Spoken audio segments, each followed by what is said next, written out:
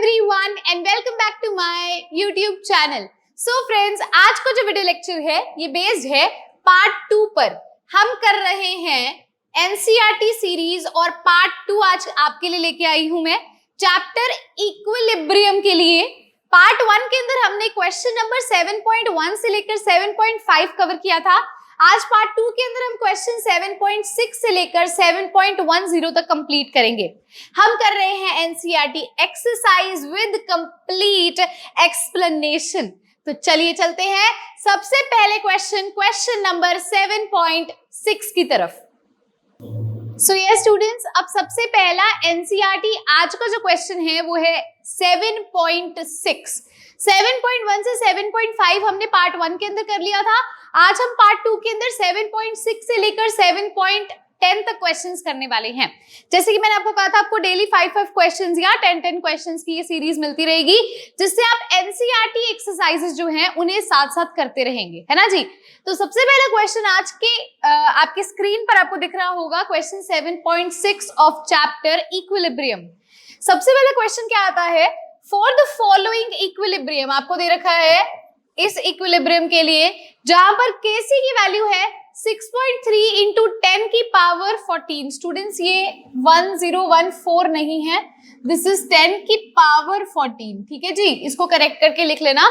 Eight 1000 kelvin reaction फिर आपको दे रखी है, मैं नीचे लिख देती हूं।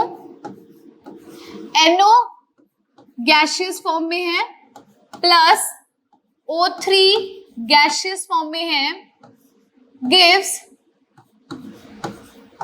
NO2 गैसियस फॉर्म में है प्लस O2 गैसियस फॉर्म में। ये आपकी रिएक्शन है स्टूडेंट्स। हाँ जी, ये आपकी रिएक्शन है। क्या सभी को रिएक्शन क्लियरली पता चल गई है?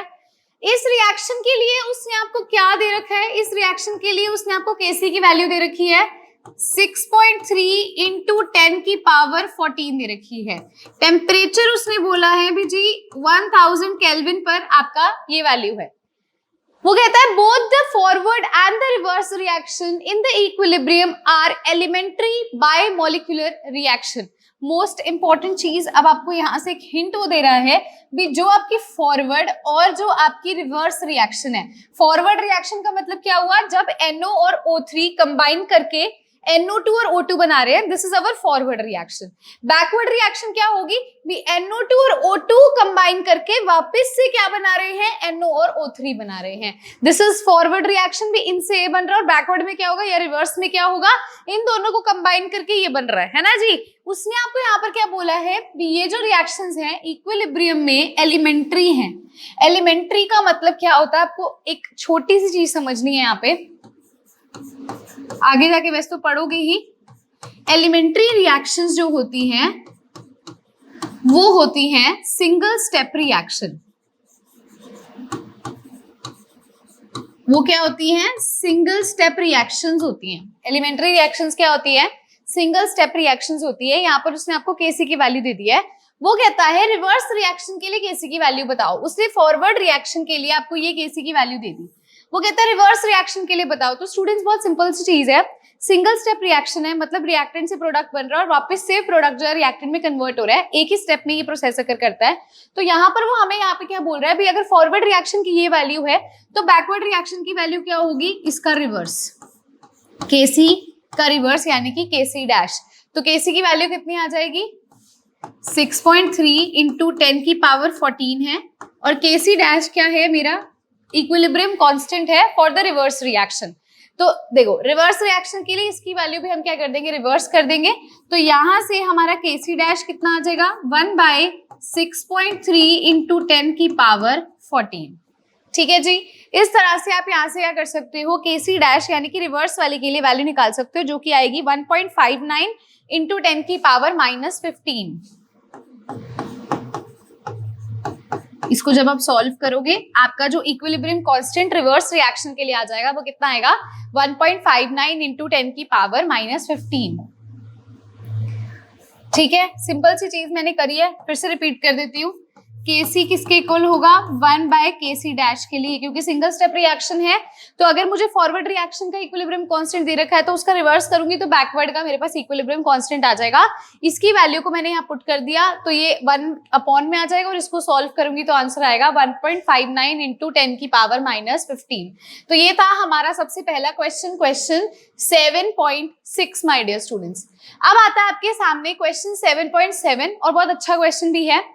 Explain why pure liquids and solids can be ignored while writing the equilibrium constant expression। अब अगर आपने प्रीवियस लेक्चर देखा है, पार्ट 1 देखा है, तो आपने उसके अंदर बहुत अच्छे से देखा होगा भाई जब भी हम Kc के एक्सप्रेशन लिखते हैं तो सॉलिड के लिए हम Kc को नेग्लेक्ट कर देते हैं, है ना। हम सिर्फ गैसेस के लिए लिखते हैं, हम सॉलिड के लिए निग्लेक्ट कर देते हैं या प्योर लिक्विड के लिए निग्लेक्ट कर देते हैं। क्यों नहीं हम उनके लिए लिखते?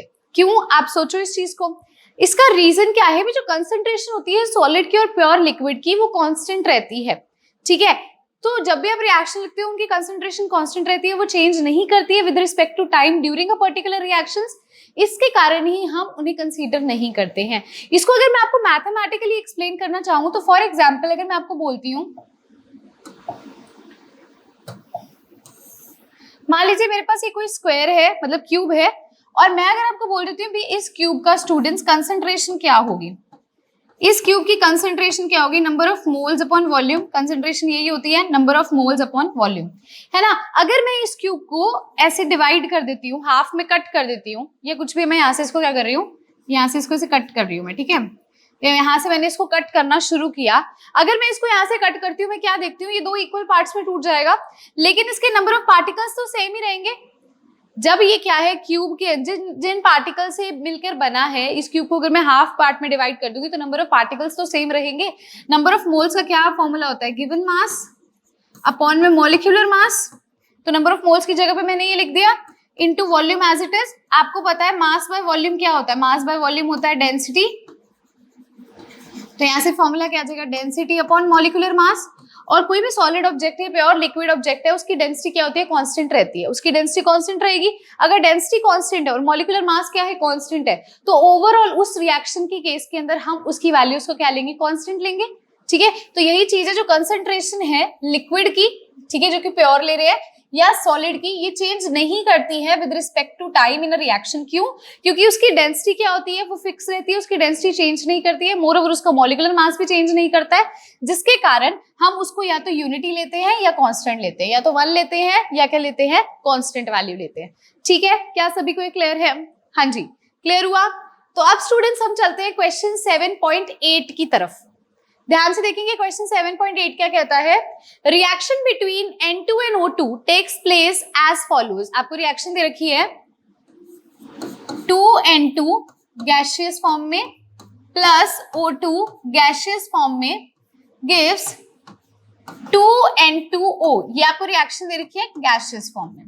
यहां वो क्या कहता है, इफ अ मिक्सचर ऑफ, ध्यान से देखेंगे, if a mixture of 0.482 moles of N2, N2 के कितने बोल रहा है मोल्स, 0.482 मोल्स N2 के, ठीक है, and 0.933 moles of O2 is placed. कितने मोल्स है इसके, अब 0.933 मोल्स हैं O2 के। इनको हमने प्लेस किया गया है 10 लीटर रिएक्शन वेसल के अंदर, मतलब वॉल्यूम आपको कितना दे रखा है, 10 लीटर दे रखा है, ठीक है। And allowed to form N2O at a temperature for which Kc की वैल्यू भी दे दी है 2 into 10 की पावर माइनस 37, ये 10 की पावर माइनस 37 है, ठीक है। Determine the composition of the equilibria mixture. इसको आपको इसकी कंपोजिशन को क्या करना है स्टूडेंट्स, डिटरमाइन करना है। बहुत ही सिंपल सी रिएक्शन आपको दे रखी है, बहुत ही सिंपल सी रिएक्शन दे रखी है। अगर आप थोड़ा सा ध्यान लगा के इसको सॉल्व करते हो तो ध्यान से देखो, ये कब है, ये जब टाइम टी क्या है, 0 है। इनिशियली ये दोनों कितनी थी कंसंट्रेशन है, और इनिशियली हमारा प्रोडक्ट नहीं बना है तो उसकी कंसंट्रेशन क्या लेंगे, 0। ये मैंने क्यों कहा, पहले मैं आपको एक बार क्वेश्चन समझाती हूँ क्या दिया गया। उसने आपको बोला भी N2 और O2 जो है वो कंबाइन करके N2O बना रहे हैं। N2 की उसने बोला भी इतने मोल्स हैं और O2 की इतने मोल्स हैं, जिनको हमने 10 लीटर कंटेनर के अंदर डाल दिया, जिससे हमारा N2O बन रहा है, और उसका इक्विलिब्रियम कांस्टेंट ये दे रखा है 2 into 10 की पावर माइनस 37। तो आप लास्ट में वो आपसे पूछता है भी इनकी कंसंट्रेशन डिटरमाइन करो, भी हमने मतलब भी जो कंपोजिशन इक्विलिब्रियम मिक्सचर पे इनकी कंसंट्रेशन कितनी होगी जब इक्विलिब्रियम आएगा। तो आपने क्या किया, इनिशियली उसने हमें दे दिया भी इतने मोल्स के साथ रिएक्ट करेंगे और हमारा N2O बनेगा जिसपे हमें Kc की वैल्यू दे रखी है। तो इनिशियली जब टाइम t 0 होता है तो प्रोडक्ट क्या होता है 0, क्योंकि अभी तो प्रोडक्ट बना ही नहीं है। इनिशियली का मतलब क्या हुआ, अभी रिएक्टेंट्स ने रिएक्शन शुरू भी नहीं करी तो प्रोडक्ट तो अभी बनेगा नहीं ना, तो उसको हमने क्या ले लिया 0। अब मैं बोल देती हूँ for example at time t is equals to t, मतलब भी कोई अगर हम ये कह देते हैं भी इक्विलिब्रियम टाइम पे कोई भी लेट करते हैं टाइम t पे, इसको हम क्या लिखेंगे भी, देखो जब भी रिएक्टेंट कंबाइन करते हैं तभी प्रोडक्ट बनता है ना, मतलब रिएक्टेंट कुछ यूज होगा तभी प्रोडक्ट बनेगा, मतलब इसमें से कुछ चीज जो मोल्स है वो डिसोसिएट होंगे तभी कुछ बनेगा, इसमें से कुछ निकलेगा तभी प्रोडक्ट बनेगा ना। तो इसमें से अगर मैं बोल देती हूँ जैसे 0.482 मोल्स हैं माइनस कुछ निकलेगा तभी प्रोडक्ट बनेगा, तो यहाँ पे हम क्या लिखते हैं x लिखते हैं भी x मोल्स डिसोसिएट हुए। अब मैंने आपको हमेशा बताया अगर इसके आगे नंबर दे रखा है तो वो इसके आगे आएगा -2x हो जाएगा, ठीक है। अब इसमें से भी तो कुछ निकलेगा, ये भी तो रिएक्टेंट है, इसमें से भी हम कहते हैं भी x मोल्स डिसोसिएट होते हैं। इसके आगे क्या 1 है तो इसके आगे भी क्या आ जाएगा 1 आ जाएगा। अब जितने डिसोसिएट हुए स्टूडेंट्स उतने ही बनते हैं, मैंने बोला x मोल्स डिसोसिएट हुए और उसके आगे वाला नंबर उसके आगे लगा दिया। x मोल्स डिसोसिएट हुए तो x मोल्स ही तो बनेंगे, प्रोडक्ट में कितने मोल्स बनेंगे x बनेंगे, लेकिन इसके आगे क्या लगा हुआ 2 लगा हुआ तो इसके आगे भी क्या लग जाएगा 2 लग जाएगा। तो ये हमारी इक्विलिब्रियम वाली स्टेट हो चुकी है, ये इक्विलिब्रियम वाली स्टेट हो चुकी है। अब बहुत सिंपल सी चीज ध्यान से देखना, ये जो हमने अभी चीज करी है ये हमारी क्या है मोल्स है, ये हमारे क्या है मोल्स है। और कंसंट्रेशन क्या होता है, कंसंट्रेशन होता है number of moles by volume. तो ये नंबर ऑफ मोल्स है 0.482 माइनस 2x बाय वॉल्यूम कितना है 10 लीटर कंटेनर में बाय 10, ये इसकी कंसंट्रेशन हो जाएगी। इसकी क्या होगी 0.933 माइनस x बाय वॉल्यूम कितना है 10 लीटर, ठीक है, डिवाइडेड बाय इसके मोल्स कितनी है 2x है और वॉल्यूम कितना है 10 लीटर है, तो मोल्स बाय वॉल्यूम। ये तीनों की कंसंट्रेशन आ गई, बिल्कुल आ गई। हमने मोल्स निकाल लिए तब हमने कंसंट्रेशन निकाल ली। कंसंट्रेशन क्या होता है number of moles by volume, वो हमने काम मैम कर दिया है। अब इसके आगे स्टेप क्या होगा, इसके आगे बहुत ही सिंपल सा स्टेप है, ध्यान से देखो। अब हम लिखेंगे Kc का फॉर्मूला। Kc क्या होता है, Kc का एक्सप्रेशन क्या होता है, ये रिएक्शन दे रखी है, पहले प्रोडक्ट को लिखते हैं N2O, जो इसके आगे नंबर लगा हुआ है वो इसकी पावर हो जाएगी, इसके आगे 2 लगे तो इसकी पावर क्या हो जाएगी 2, डिवाइडेड बाय रिएक्टेंट लिखेंगे, रिएक्टेंट में क्या है N2 है, N2 के आगे 2 लगे तो इसकी पावर क्या हो जाएगी 2, और O2 के आगे 1 लगे तो इसकी पावर क्या हो जाएगी 1। तो हमारी ये Kc का एक्सप्रेशन हो गया। Kc के एक्सप्रेशन में वैल्यूज पुट करते हैं, Kc की वैल्यू क्या है 2 × 10 की power -37 is equals to N2O की कंसंट्रेशन डालेंगे। N2O की कंसंट्रेशन कितनी है, N2O की है 2x बाय 10 का होल स्क्वायर, यही है, डिवाइडेड बाय, अब रिएक्टेंट लेंगे, पहला क्या है N2 है, N2 का स्क्वायर, N2 की क्या कंसंट्रेशन है, N2 की कंसंट्रेशन है 0.482 माइनस 2x बाय 10 इसका होल स्क्वायर, और O2 की हमें क्या दे रखी है 0.933 माइनस x बाय 10 की पावर 1 दे रखी है। क्या यहाँ तक सभी को क्लियर है, क्या यहाँ तक सभी को क्लियर है? मैंने सारी कंसंट्रेशन की वैल्यूज बस इसके अंदर पुट कर दिया, दैट्स इट। इससे ज्यादा मैंने इसके अंदर कुछ भी नहीं किया, सिर्फ कंसंट्रेशन की वैल्यूज को मैंने यहाँ पर क्या कर दिया पुट कर दिया स्टूडेंट्स। हाँ जी, हाँ जी कर दिया, इतना चीज क्लियर है। अब स्टूडेंट्स देखो ध्यान से, इस चीज में आपको यहाँ पे क्या समझना है भी, Kc की वैल्यू आपको यहाँ पे देखने को मिल रही है, Kc की वैल्यू के बहुत कम है। क्यों बहुत कम है, क्योंकि वो इंटू 10 की पावर -37 कुछ है। अगर देखो ध्यान से इस चीज को समझोगे, Kc की वैल्यू क्या है वेरी स्मॉल है, मतलब क्या हुआ इसका, जब हम Kc के एक्सप्रेशन लिखते हैं ऊपर प्रोडक्ट लिखते हैं नीचे रिएक्टेंट लिखते हैं, अगर Kc की वैल्यू कम है, Kc की वैल्यू कम है मतलब क्या है, यहाँ पर रिएक्टेंट की वैल्यू कम है,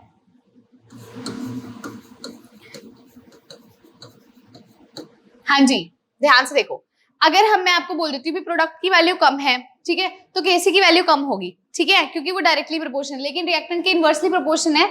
सॉरी मैंने बोल दिया रिएक्टेंट की वैल्यू कम है, रिएक्टेंट की वैल्यू क्या होगी ज्यादा होगी। Kc अगर वेरी वेरी स्मॉल है तो रिएक्टेंट हमारा क्या होगा लार्ज होगा देन प्रोडक्ट, रिएक्टेंट क्या होगा हमारा लार्ज होगा देन प्रोडक्ट। तो इससे हम क्या कंक्लूड करते हैं भी जो हमारा x है वो क्या है वेरी वेरी स्मॉल है, ठीक है। अगर हमारा रिएक्टेंट जो है वो ज्यादा है प्रोडक्ट से तो हमारी x क्या है वेरी वेरी स्मॉल है, x स्मॉल है, x की वैल्यू क्या होगी स्मॉल होगी। x की वैल्यू स्मॉल होगी तो x को हम निग्लेक्ट कर सकते हैं, अगर x की वैल्यू स्टूडेंट्स स्मॉल होगी तो उसको निग्लेक्ट कर सकते हैं। यहाँ देखो 2x का स्क्वायर हो रहा है तो इसको निग्लेक्ट कर सकते हैं, इस वैल्यू को इस वैल्यू को हम डायरेक्टली ये लिख सकते हैं, देखो Kc क्या है 2 × 10 की power -37 is equals to 2x by 10 का होल स्क्वायर डिवाइडेड बाय, मैंने बोला x की वैल्यू बहुत बहुत स्मॉल और उसको भी हम किसी चीज में से माइनस कर रहे हैं तो उसको हम क्या लेंगे 1 लेट कर देंगे, तो सीधा हम ये लिख सकते हैं ऐसे, यहाँ पर ये x निगलेक्ट हो जाएगा तो इसको हम डायरेक्टली क्या लिख सकते हैं, ऐसे लिख सकते हैं। हमने x को क्या कर दिया, निगलेक्ट कर दिया क्योंकि उसकी वैल्यू क्या है, वेरी वेरी स्मॉल है, क्योंकि Kc की वैल्यू क्या है, वेरी वेरी स्मॉल है डियर स्टूडेंट्स, तो हम डायरेक्टली इसको ऐसे लिख सकते हैं।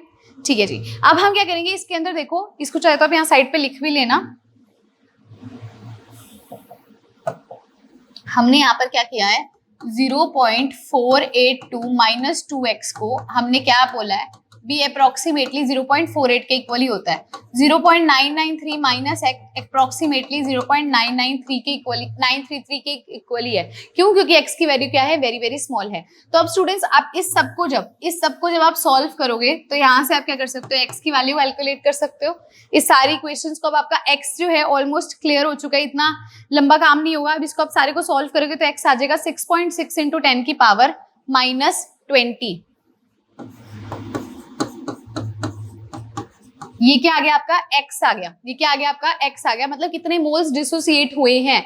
अब वो बोलता है determine the composition of the equilibrium mixture, वो क्या बोलता है, determine the composition of the equilibria mixture.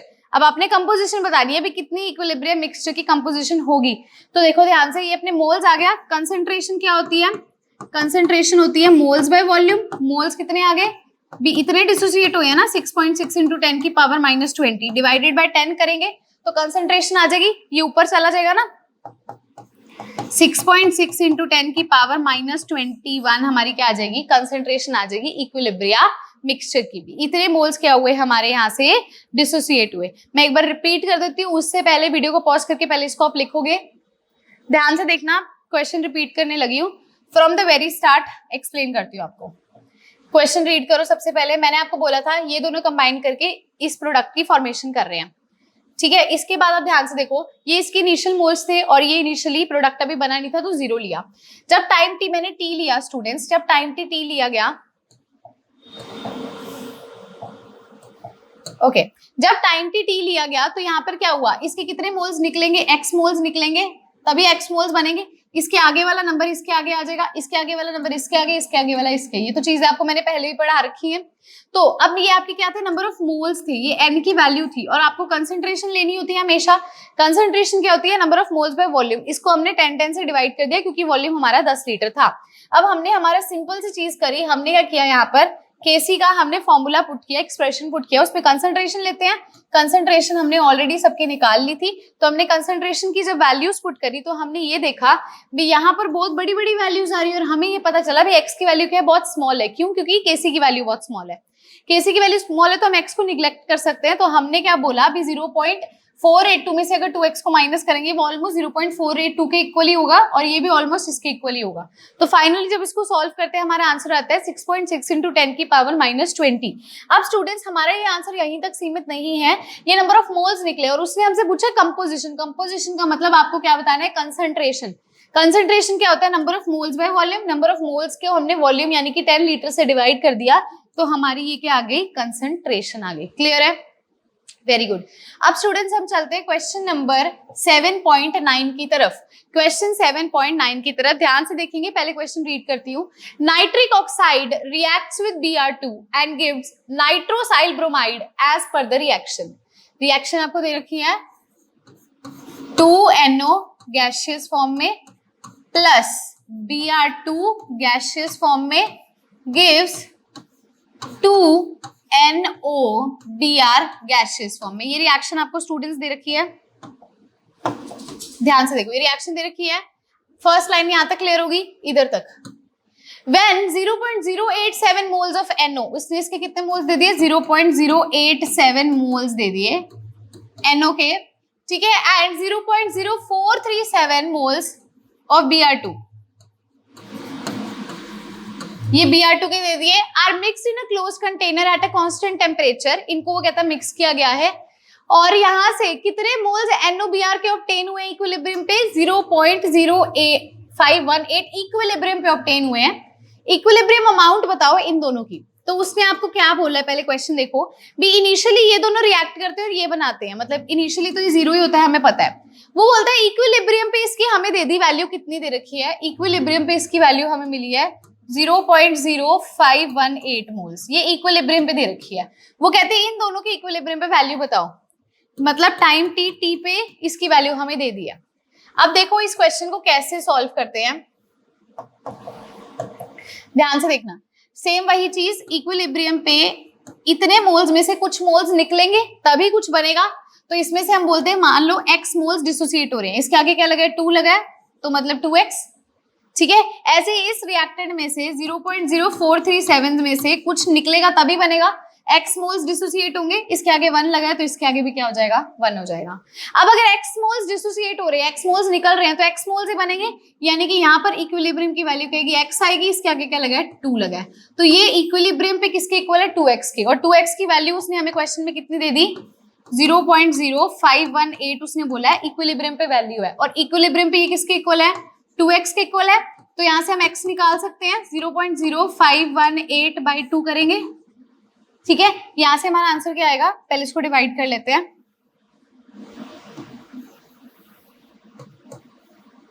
259.5 है ना, डिवाइडेड बाय 1 2 3 4 जीरोस और है,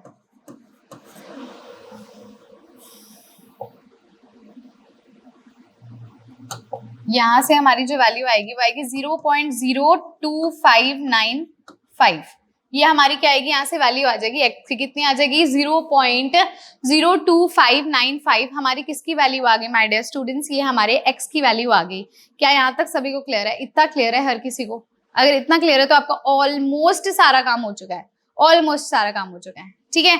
अब देखो यहाँ से हमें क्या करना है, ये हमारी किसकी वैल्यू आ गई, हमारी x की वैल्यू आ गई है ना। अब हमने इस x की वैल्यू को इनमें इक्वेट करना और इसका आंसर निकालेंगे।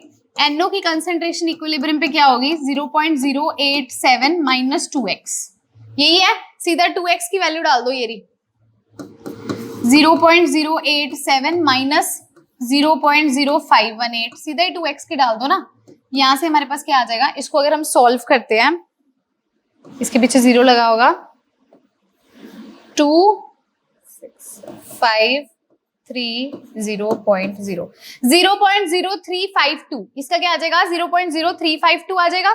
अब ऐसे ही हम इसकी निकाल सकते हैं Br2 की कंसंट्रेशन, तो देखो Br2 की कंसंट्रेशन की वैल्यू ये है ना, 0.0437 माइनस x की वैल्यू हमने भी निकाली है, तो 0.0437 माइनस x कितना है, 0.0239, इसको सॉल्व करें,